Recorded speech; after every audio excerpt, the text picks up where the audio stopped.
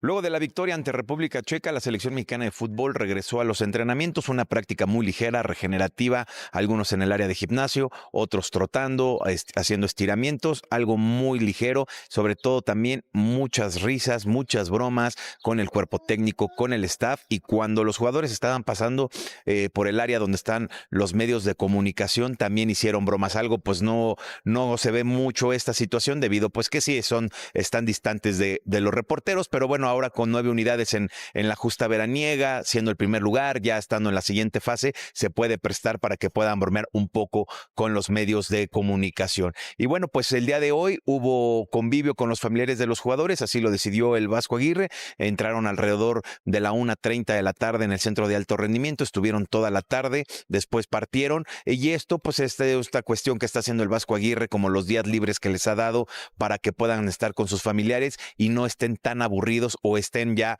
un poco fastidiados de lo que es estar concentrados, ¿no? Ya llevan casi 50 días y bueno, todavía falta un poco más luego de poder estar ya en la siguiente fase. Obviamente se está especulando mucho qué selección le puede tocar en los 16avos de final a la selección mexicana de fútbol. Los jugadores y el cuerpo técnico por el momento no piensan en eso, solamente piensan un poco en descansar, en estar festejando de que quedaron en primer lugar del grupo, y ya este viernes ya empezarán las prácticas y ya empezar a ver qué es lo que va a suceder la próxima semana, que es el martes en el Coloso de Santa Úrsula. Este viernes práctica muy ligera también para poder ver a los seleccionados mexicanos, y el fin de semana ya será a puerta cerrada debido a que FIFA ya le permite a las selecciones cerrar 2 días ya en la siguiente ronda. En la primera sí tienes que cerrar solamente un día, pero ya en la siguiente fase ya lo puedes hacer de manera consecutiva 2 días cerrados, y así será para la selección mexicana de fútbol el fin de semana, y el día lunes ya zona mixta y conferencia de prensa del Vasco Aguirre para que quede todo listo para el próximo martes en el Estadio Azteca. Informó para La Última Palabra Carlos Rodrigo Hernández. Gracias a Carlos Rodrigo por el reporte desde el Centro de Alto Rendimiento. En fase de grupos, los resultados de México: 2-0, 1-0 y 3-0 contra Chequia, sin recibir goles. Paso perfecto. Y lo decía Calaco, pocas selecciones. Paso perfecto con 9 puntos. ¿Cuántas dijiste? 6. 6 selecciones para que valoremos lo que hace la selección mexicana. Y nosotros vamos a las calificaciones de los futbolistas. Así es que vamos a empezar como siempre. Yo pensé, Vamos a comenzar la evaluación. Sí, Carlitos. pensé que ibas a hacer el famoso, los tiburones. ¿El estanque del tiburón? Pues ¿Lo hubieras podido hacer aquí? lo ha pedido la gente, pero está descansando. Ya, Carlos está caduco ya. Para poder hablar Están de dándole esto. mantenimiento La al gente estanque. exacto, el estanque lo están limpiando. Lo están limpiando el estanque. Está un poco sucio. No, ya le comieron lo que no tiene. De 1 a 5 estrellas, Fabián está ahí. ¿Qué calificación para el tal Arrangel? De 1 a 5 estrellas. Tuvo poco trabajo. 4. 4 estrellas. Hermosillo, 4. 4. Hierro, 4. 4. Calaco. 4 por los titubeos del primer partido. Ah, los titubeos Del primer partido. del partido. Contra Corea tuvo poca actividad, más que la última tajada, ¿no? Nada De la más cual- esa. Nada más esa, que le subió el promedio, Nacho. ¿Estás de acuerdo? Sí, Es para lo que está ahí. Es para lo que está ahí. Y después, pues, contra Chequia, no fue tan requerido, ¿no? Correcto. Es la ¿Cómo le realidad. vas a hacer en la siguiente? En la siguiente, no, yo también le doy 4 estrellas al Tala. ¿También? También. ¿Tan contentos con Tala? Sí. Bien. ¿Te gustó el homenaje? Bastante. Merecido. Merecido. En buen momento. Propicio el escenario, el resultado, el momento del juego. ¿Era ese Bueno, momento o no había otro? O no había otro. Está bien, además que se haga un homenaje en este tipo de competencias, qué bueno. Si es una leyenda, ¿no? Ya lo ponen como uno de los arqueros históricos de nuestro fútbol, ¿por qué no? Y hacerlo en un escenario como ese, donde empezó su carrera además.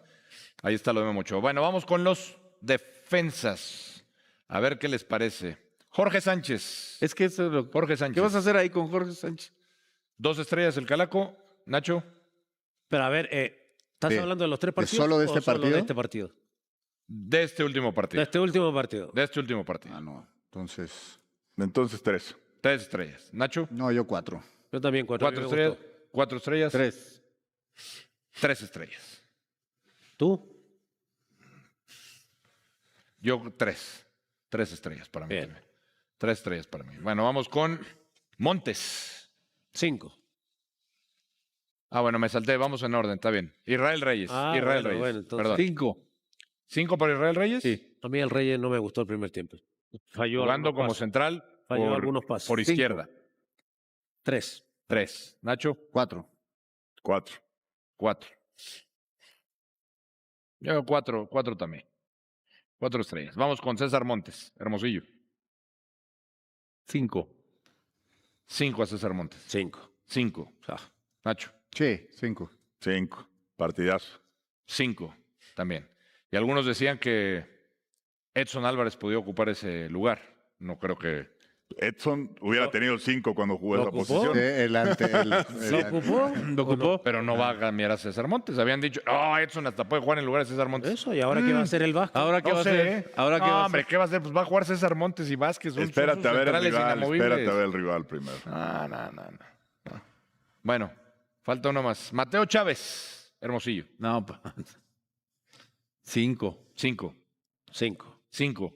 Nacho. Sí, 5. 6. 6, si se puede. 6. Todos vamos a coincidir. 5. Oye, bueno, a ver. Y esa también, ¿puedo a ver hacer? qué va a hacer el O sea, Vasco. después de esto, ¿en verdad le vamos a poner a Jorge 3? Para mí era 4. Sí, para mí también. Por ¿Por este qué? partido. Yo sí me quedo en 3. Eres muy, En este partido. eres muy barco, no Hierro. manches. Eres muy barco. Yo Tú sí me también quedo en estás- 3. ¿Qué? Muy barco. 3. ¿Por qué? ¿Tú no entiendes el juego? Jugó Bueno, mejor que otros partidos. pero somos partido. 1, 2, 3 que me dijimos 3. Sí, sí, ya sé. Democracia, ¿no? 4. Sí. Ahora Ustedes dijeron 4. Lo va a tener que Lo de seguir Mateo- demostrando. El próximo partido va a tener que seguir demostrando. Ahora, lo de Mateo podría poner en dudas al Pero- Vasco del cara al siguiente partido. Es lo porque que- a mí me gustó más que Gallardo. Gallardo. Sí, Pero espérame. a ver, hizo mucho más que Gallardo. A ver, antes y de- es lo que dijimos, ¿eh? Antes de pasar ese tema de Chávez y Gallardo, ¿por qué 4 a Jorge Sánchez? Porque jugó mejor en relación al partido anterior. Mucho mejor. Fue participativo. Para mí también. Tuvo un tiro a portería. Provoca. tuvo mañanada, Dio fue un pase de claro. gol. Provoca, sí. Dio un pase de gol. Ese pique que se avienta, Sí. o Dio sea, pase de él gol. genera, o sea, el gran pase Jugó es mejor en excepcional, relación a lo que pero venía. si no pica él ahí, no Pero hubiera si la pasado. para, quién sabe qué hubiera pasado. Si la recibe, si la Sí, selecciona pero bien, eso no pasó. quién sabe qué No, hubiera eso pasado. no pasó. Bueno, queríamos su opinión nada más porque le pusieron 4. Sí. Quédense con ustedes. Sí, sí, no está pasa bien. nada. Ya, Sí, 3, bien, sí, sí. está No bien, pasa ya. nada. ¿Mateo Chávez lo pondrías en lugar de Gallardo? Bueno, lo que mostró Mateo Chávez ahora, sí lo Sí. pondría, pero no creo que lo vaya a poner. Ni yo tampoco, pero Yo pondría a Gallardo, por supuesto. Pero Mateo Chávez jugó un gran partido. Yo también pondría a Gallardo sabiendo que no importa que no esté porque hay uno que lo va a suplir de una manera excepcional. Yo pondría a Mateo. yo también. Me arriesgaría con Mateo. Pero no va a pasar. No va a pasar, va pero a pasar. a mí me parece que Gallardo es de los pocos en los primeros 2 partidos que estuvo por Y abajo de su sorprende, nivel. y sabes Eso qué es verdad. sorprende, a mí me ha sorprendido porque yo creo que de los jugadores más regulares ha sido Gallardo. Siempre, sí. Yo antes decía Gallardo y 10 más. Y de Para lo- mí en los 2 primeros partidos, Quedó a conociendo deber. su nivel y su tope, fue de los que más me quedó de ver. Yo no sé si también fue instrucción de... También no lo dejó ¿No? subir tanto, quién sabe. Tuvo un disparo ahí contra, sí. contra Corea. Contra ¿no? Corea. Sí, pero yo aún en los duelos defensivos no lo sentí tan sólido. No, También tan es sólido un como hecho. otras veces. Por eso hasta queríamos que jugara, ¿no? Para ver si... Y a Chávez Le lo da vi muy tan bien, la confianza. verdad. Muy Sí. bien. En las 2 funciones. Medio campo. Vamos con el medio campo. Fabián está ahí. A ver qué calificaciones nos otorga. Luis Romo, Yo, 4. 4. Hermosillo, 4. 4. Nacho, Sabiendo su capacidad, todavía le voy a poner 3 porque creo que puede ser mejor. Calaco, Es que fue muy importante en momentos, pero también errático en otros. Pues en el pase del primer gol, ¿no? Sí, sí. a Mateo. 4. 4. Yo voy a poner 3. 3. 4 de promedio. Ahí está. Edson Álvarez, Hermosillo.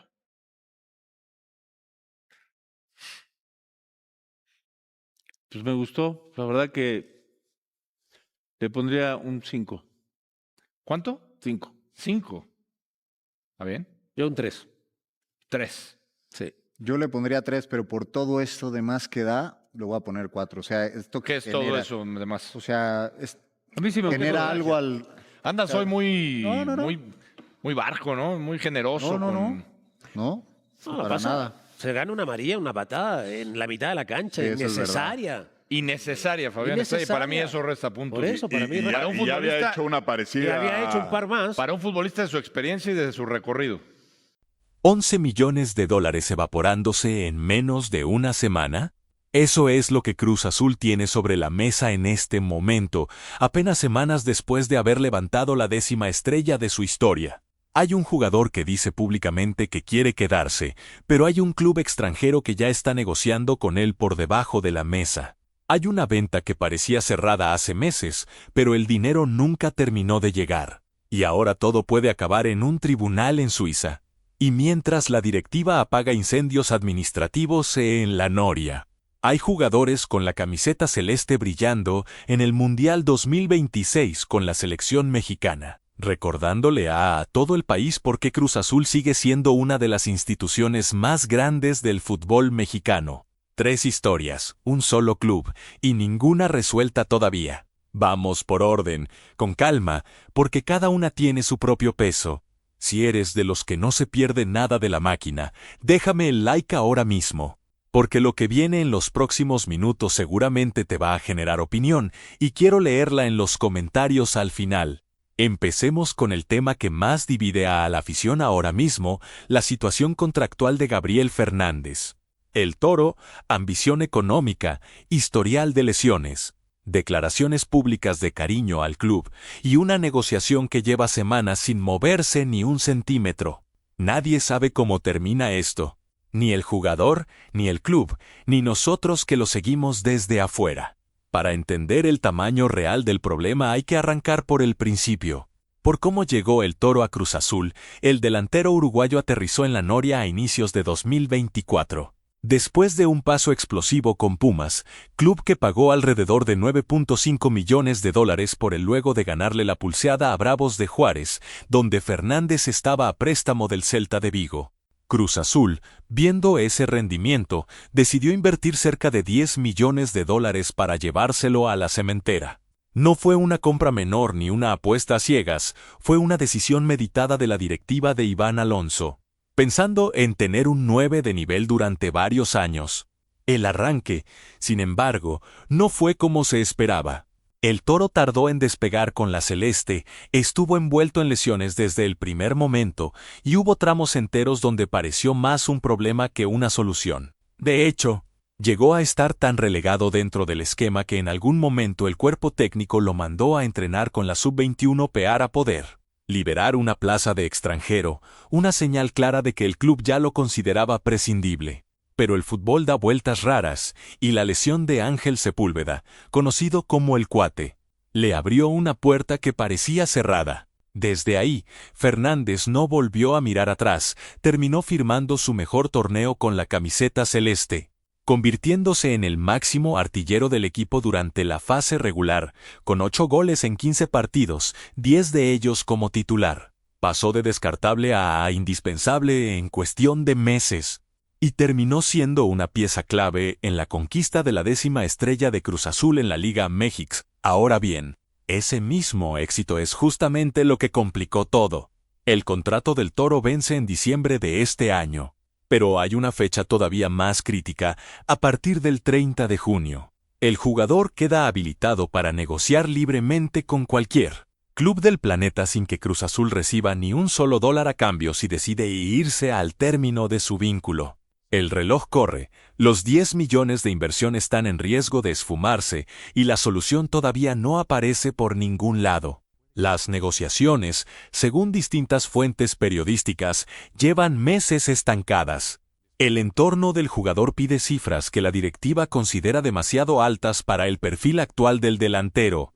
Y aquí está el corazón del conflicto, el Toro tiene 31 años. Carga con un historial de lesiones recurrentes que lo sacaron del campo en múltiples ocasiones a lo largo de su carrera con Cruz Azul. Y eso pesa enormemente a la hora de decidir cuánto vale extender su contrato por varios años más. Desde el lado financiero, pagar una fortuna por un delantero de esa edad y con ese historial es un riesgo que cualquier directiva seria tiene que pensar 2 veces. Carlos Córdoba, periodista y exjefe de prensa de Cruz Azul, fue muy claro al explicar la postura del club. La institución buscará la renovación del Toro únicamente si el jugador se adecúa al presupuesto que le va a presentar la máquina. En otras palabras, la renovación dejó de ser una cuestión de cariño o de voluntad y se convirtió en un tema estrictamente financiero y estructural. La directiva no quiere romper la estructura salarial del plantel, ni siquiera después de haber ganado el título. Y eso marca con claridad por dónde van a ir las negociaciones de acá en adelante. Pero la historia tiene una vuelta de tuerca que la hace todavía más interesante, y es que el propio Toro Fernández salió a hablar públicamente y fue muy directo en sus palabras. En una entrevista exclusiva con Medio Tiempo, el delantero dijo textualmente que sobre la renovación todo va bien, que obviamente tiene ganas de quedarse en Cruz Azul, que es el equipo campeón del fútbol mexicano. Esa declaración no resuelve nada por sí sola, pero introduce un matiz importante en medio de tanta incertidumbre. Un jugador campeón, diciendo en público con nombre y apellido que quiere seguir, que se siente parte del proyecto, es un activo emocional que vale y que le da un punto de apoyo a la dirigencia para intentar cerrar algo en términos razonables. El problema, como siempre en el fútbol profesional, es que el deseo no alcanza cuando las cifras no cierran. Y en este caso, la brecha entre lo que pide el entorno del jugador y lo que el club está dispuesto a ofrecer parece todavía demasiado ancha para cerrarse rápido. De hecho, distintos periodistas coinciden en algo preocupante para la afición: el escenario más probable, al menos en este momento, es que Cruz Azul termine vendiendo al Toro para sacar algo de la inversión antes de perderlo gratis. La segunda alternativa, menos probable pero todavía sobre la mesa, es que el jugador se quede, cumpla los últimos meses de su contrato actual, y después se vaya como agente libre en diciembre, sin que Cruz Azul reciba absolutamente nada. Para complicar más el panorama, trascendió que un club de la Liga México ya está en conversaciones directas con el delantero uruguayo. El nombre del equipo no fue revelado públicamente, pero la información proviene de fuentes cercanas al caso y tiene peso dentro del periodismo deportivo mexicano. Y si eso fuera poco, también aparecieron rumores de interés desde el fútbol catarí y el fútbol brasileño. Ambos mercados dispuestos a pagar cifras salariales que Cruz Azul no está dispuesto a cubrir. Eso cambia completamente la ecuación para la Noria. Ya no es una discusión interna entre un jugador y su club, sino una competencia real donde otros actores están dispuestos a pagar exactamente lo que Cruz Azul considera excesivo. Ante esa realidad, la postura del club ya no deja demasiado margen para la ambigüedad. Si no hay acuerdo en los términos que propone la institución, todo indica que Cruz Azul saldrá a venderlo en este mismo mercado de pases. No se trata de rencor ni de castigo hacia un jugador que fue clave en el título. Se trata de una decisión financiera que cualquier empresa bien administrada tomaría en la misma circunstancia. Perder $10 millones sin recuperar nada no es una opción razonable. Ni siquiera recuperar la mitad sería ideal, pero sí sería mucho mejor que quedarse con las manos vacías en diciembre. Lo que se pueda rescatar de esa inversión en el mercado actual es dinero que puede convertirse en un delantero más joven para el Apertura 2026. Que es exactamente lo que el cuerpo técnico necesita, considerando que no se puede depender de un atacante que se lesiona con frecuencia. Y si me preguntan a mí, esto tiene cara de final agridulce sin importar el camino que tome la directiva. Si Cruz Azul cede y paga lo que pide el entorno del Toro, asume un riesgo financiero alto por un delantero de 31 años con historial de lesiones recurrentes. Si no cede y lo vende, pierde igual una parte importante de lo invertido.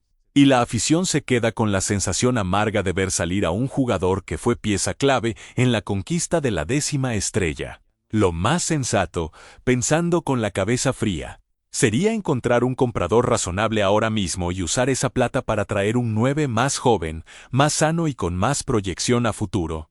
Pero el fútbol, como todos sabemos, pocas veces es tan racional como uno quisiera que fuera. Ahora vamos con otro futuro complicado, pero por razones completamente distintas: Jorge Sánchez. El lateral derecho mexicano protagoniza una novela que involucra a un club griego, una deuda sin pagar, un posible regreso a la Liga México y la amenaza real de terminar en el Tribunal de Arbitraje Deportivo. Acá también hay mucho dinero en juego y la situación está lejos de resolverse. Para entender bien este caso hay que volver unos meses atrás.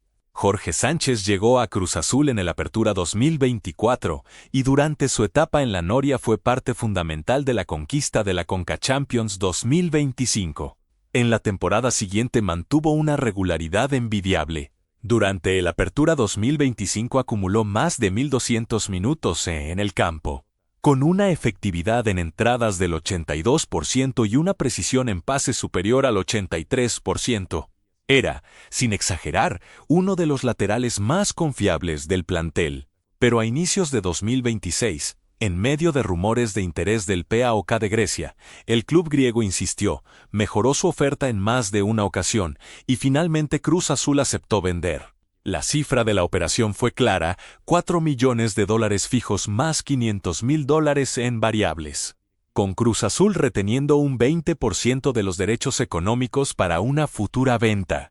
El acuerdo incluía un detalle importante que hoy se volvió crucial. El calendario de pagos quedaría definido en un plazo de entre 18 y 24 meses. Sánchez se fue a Salónica, firmó contrato hasta mediados de 2029. Y todo parecía una operación ordenada, bien cerrada, beneficiosa para ambas partes. El problema es que las cosas no funcionaron como se esperaba en ninguno de los dos frentes.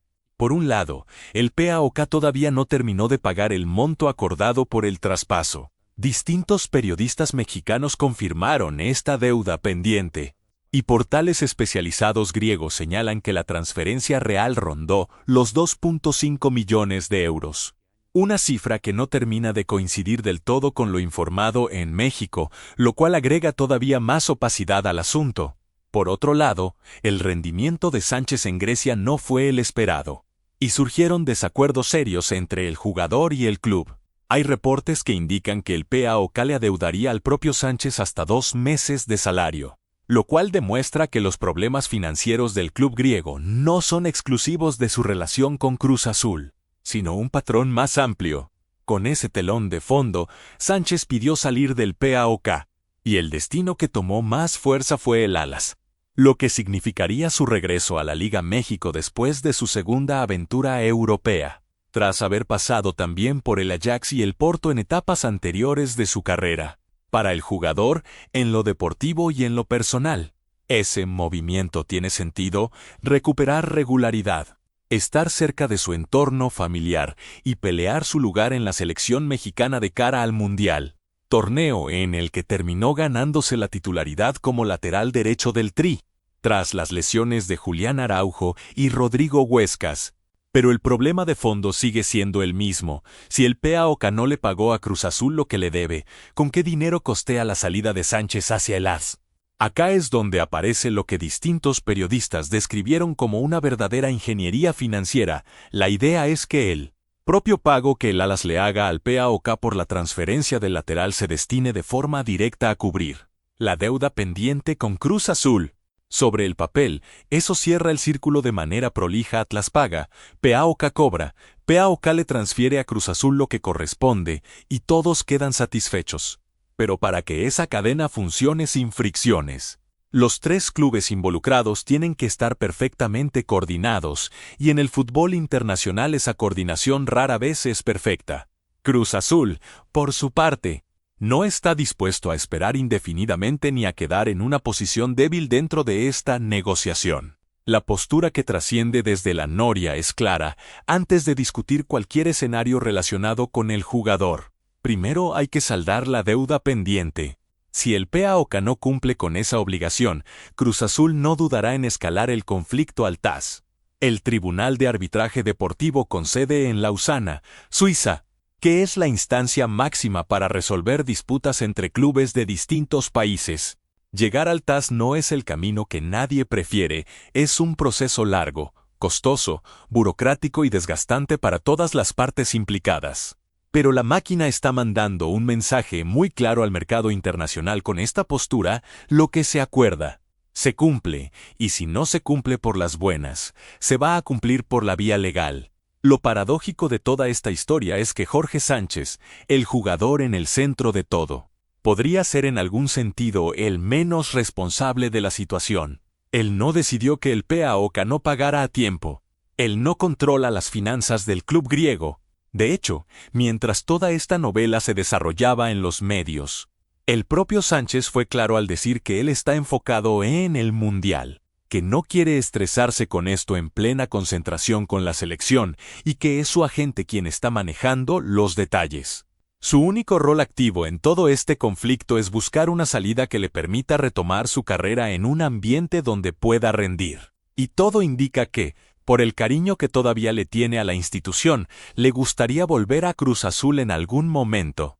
Aunque hoy el camino más concreto pase por el ATS, lo que cuesta entender, visto en perspectiva, es cómo se permitió que una venta internacional de este tamaño quedara tan expuesta a este tipo de incumplimientos. Las garantías de pago en una operación de varios millones de dólares deberían blindarse desde el momento mismo en que se firma el contrato, no negociarse después bajo la presión de un reloj que corre y de un jugador que necesita resolver su situación antes del cierre del mercado. Puede que existan condicionantes en el acuerdo original que todavía no se activaron, plazos contractuales que todavía no vencieron dentro de esos 18 a 24 meses pactados. Pero la imagen que queda hacia afuera no es buena para ninguna de las partes. Esa plata le pertenece a Cruz Azul y no debería estar sujeta a este nivel de incertidumbre. Bueno, hasta acá llevamos 2 historias de fútbol puro de negocios, con números, contratos y tribunales internacionales de por medio. Pero ahora viene la parte que probablemente estabas esperando desde el principio del video, la que sí da alegría pura. Antes de seguir, si este análisis te está sirviendo para entender lo que realmente está pasando en Cruz Azul, suscríbete y activa la campanita, porque en las próximas semanas se puede definir el futuro tanto del Toro Fernández como de Jorge Sánchez y vamos a estar encima de cada movimiento en cuanto se confirme. Ahora sí, vamos al Mundial. Dejemos por un momento los dolores de cabeza del mercado de pases y hablemos de lo que sí genera alegría genuina en la afición celeste. El papel de los jugadores ligados a Cruz Azul dentro de la selección mexicana en el Mundial 2026, porque en medio de tanto ruido contractual y financiero, el fútbol puro también tiene su espacio. Y esta semana ese espacio lo llenó el Tri con una actuación que dejó a todo México hablando. La selección mexicana cerró la fase de grupos del Mundial de una manera que superó las expectativas de los más optimistas. El equipo dirigido por Javier Aguirre terminó primero en el grupo A con 3 victorias en 3 partidos. Y el broche de oro fue una goleada contundente de 3-0 sobre República Checa, disputada en el Estadio Banorte. No fue una victoria sufrida.